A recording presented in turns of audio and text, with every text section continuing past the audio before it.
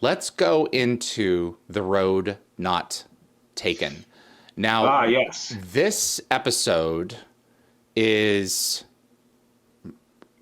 pretty intense, and I'm wanting to know, and I said something similar to Joe, but I want to couch it in this because I came away with this idea that from the show being presented, The Road Not Taken, that were the Stargate program to be revealed to the Earth in real life, if there was something going on, it would really come down more like what we see here, where there was basically bedlam. And it would take a while for everyone to pick up the pieces, but there would be a number of casualties. Yeah. Or did you see this as, let's tell one where it just hit the fan? And no, that wouldn't be like it for us. And I asked Joe Malazzi a similar question, like, were you telegraphing to us that were this really to take place, that this might be how it would go down? And he took umbrage with my use of the word telegraphing, but I'm curious as to your take on this before we get into the events of the episode. I definitely think that was, well, first of all, I think that's probably what would happen if you told the public about it. An emergency situation.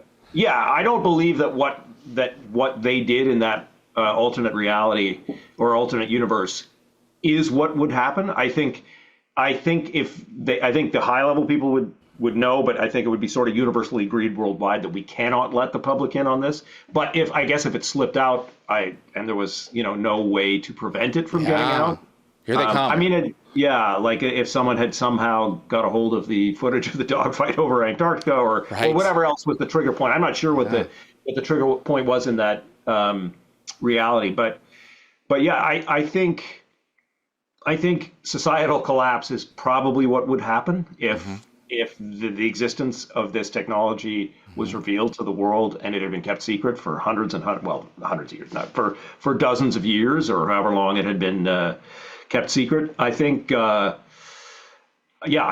do think the mayhem and societal collapse is not. I think we might have undersold it, to be perfectly honest. In some cases, at least temporarily, at least for a few weeks or months.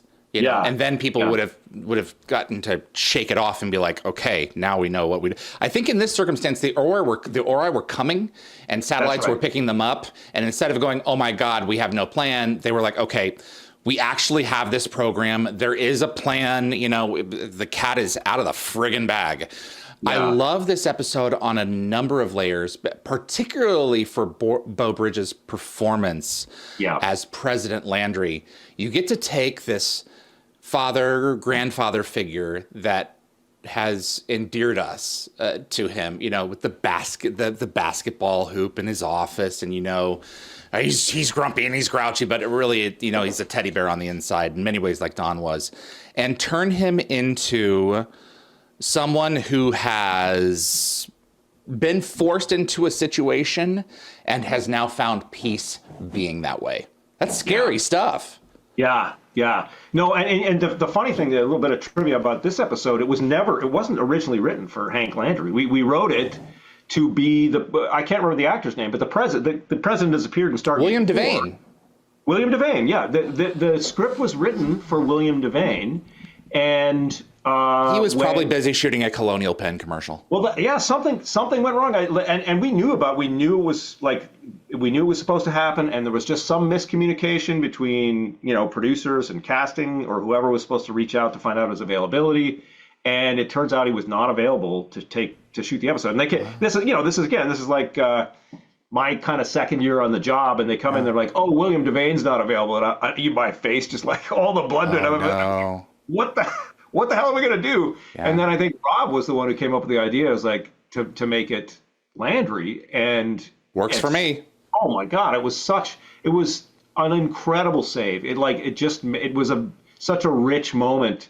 The reveal. I sort of was looking, I was watching it the other day, and I think there's two reveals that happen, I think, before that would have been better if we'd seen them a little bit later. One is Hammond, right?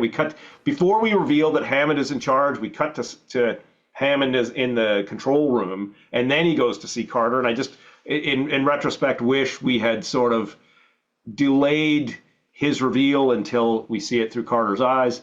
And then I think we did the Landry one a little better, maybe, where we don't actually reveal that he's the president.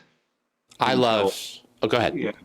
Until that scene, until the actual say, "Oh, I'm the president" or something. Exactly. I think we did a little bit better. Oh, it hasn't been in my office for 3 years or however long, and then we walk in and it's Hank Landry. Yeah, and his office is aboard Prometheus, which wasn't destroyed in this time. The other thing that I really loved was having Cavan as a member of SG-1. Yes, that was a great nod, and that he and Sam had grown closer. Proximity is so much of the human equation. You know, if something happened to Mitchell or O'Neill and Lauren was brought into that situation, this is something that I don't think they were romantic really, but they were definitely close friends, just like Sam and Daniel were and Sam and Teal'c were. And I love that little nod when you also brought in McKay too. So because the Atlantis expedition hadn't expedited, so they were all there. So it was just, let's pick this one, plug them in. And I love, and I think that we may not have had Daniel, we may not have had Michael Shanks for this episode at all, which is why he's. Yeah, Sam was being born. That's right. Yeah. Mm-hmm. So we weren't going to show him in the alternate reality, but yeah, the beauty of being able to. One of my earliest pitches to Rob was, can we put Mitchell in a wheelchair? Can I actually, if we in the alternate reality, and I wanted him with the big long hair and the, whatever, and he wanted to smoke. And that was kind of we're not sure if we're going to let that go, but then they let it go. So he lights up a cigarette in that state because they figured, okay, well, he's in an alternate reality. He's not the Mitchell we know. We don't want our hero smoking, but we're prepared to let Mitchell, Lieutenant Dan all the way. Yeah. So, but yeah, and we got, to be able to put him in a wheelchair and have him smoke and things like that. I'd see him as a completely different character. I think it was a rare treat. And then McKay, bringing in McKay obviously was... Oh my God, you're a lesbian. McKay! The things that he says in some of these episodes that you could not get away with publishing now. No, I know. Some of those lines didn't necessarily age that well. But a big shout out to, I think it was Paul did a big rewrite on this episode because when we were breaking it, we kind of were going for, I don't think we really figured out what the theme of the episode was. Like, what was the episode supposed to say? At the time, I think it was because when I wrote it, I did my drafts. I did 2 drafts, and we were still sort of hung up on the celebrity aspect of Carter becoming a celebrity and being uncomfortable with it. And what is the price of celebrity? What does that do to a person? In fact, the working title of the episode was Celebrity for a little while. Oh, wow. And she appeared. I wrote a scene where she appeared on a late night talk show, and but something wasn't quite working. And then Paul took it away for a weekend and really focused it in on the dangers, it took what was happening in that alternate reality and made it much, much worse. I had written scenes, I think that scene about them bombing the Irish village with F-302s. That was in my draft, but there were just little nuggets here and there, and I think Paul was able to just it's all about levers, right? He beefed up the things. He took pushed some levers up and some down, and made that story resonate so much more. And the other thing I like about that episode is just from a fan standpoint, is the defeat of the Ori. Hey kids. It's Act 2. It's just right. In any other episode, that would have been the entire episode. That would have been Act 5 and rushing to get the grid, transfer the power from the grid to the, But that's not where the story is for this one. That's right. And that's an interesting, turning expectations on their ear. Mm-hmm. Yeah. I like that episode. There were a lot of and it was fun to just, I just began to imagine of course the Prometheus would be Air Force One. Why would you use a stupid jet when you had a ship in orbit? And so little things like that just were, you were able to play around with what it would be like. But I really, hats off, I think it was Paul, and apologies if it wasn't, but I think Paul did the final sort of, rewrite of that and just encapsulated, just really tightened it up and made it the episode that it was. And Amanda was solid. absolutely. Carter, I'm many Carter lines stick in my head, but two of them are from this episode that I've just never forgotten. And one of them was, "I will not help you subvert democracy." Right. I always think about that, especially when I see people subverting democracy, but then when it goes the other way, they complain about it. And the other one is in response to Hammond's "The threat is still out there." She says, "That's the problem. It always will be." Can you take credit for either of those? I don't even remember. Okay. I could check, but I don't. Okay. I don't remember. Yeah, no, it's fair. And Kendall Cross. Better not to. Well, yeah, it's fair. Better to play it safe. And Kendall Cross playing a neutered, like gun-shy Julia Donovan.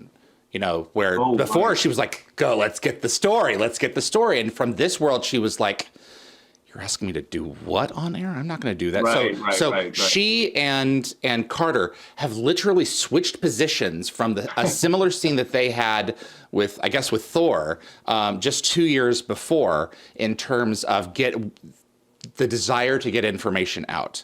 Like, whose boot is on whose face at this point? Right. And so there's a lot of great stuff in this episode, and a lot of meta stuff going on in terms of of making pieces move around, and in terms of the franchise. There was a chance to bring back a lot of different folks, and I really admire this episode for its guts to say, we're going to go there. This is season 10. We're in, to quote Christopher Judge, we're in bonus territory now. Let's just do it. Yeah. It's a good one. I got the rare privilege of having Beau Bridges come to my office to discuss his scenes. He wanted to tweak a couple of the lines in the conversation that he has with Hammond, I think, where where they're just discussing what to do with Carter and all that, and he had some ideas for, I don't remember exactly which scene it was or exactly which ideas, but I did recognize one of the lines that he had added when I watched it through the second time. I couldn't even quote it though. It's like, but yeah, it was a rare privilege to be like, I'm again fairly new to the industry, standing opposite Beau Bridges and having him discuss with me, can we make these changes? Asking my permission to make these changes. It's just like, my God. Beau Bridges, Lou Gossett, they were at points in the show or in their careers where they had, I know in one instance they had family who loved the show, and they were ready to do something. They were at the point in their life where it's like, I'm going to do something for my family, and maybe I'll bend my rate here. Right. It's the stuff that you got away with in this franchise with some of these performers. Man, oh man, it's just unreal. Bananas. I know. Yeah, that's right. Absolutely bananas. Thanks for watching this clip from Dial the Gate. You can find the full live stream shows on our YouTube channel, or visit dialthegate.com for the complete schedule. See you on the other side.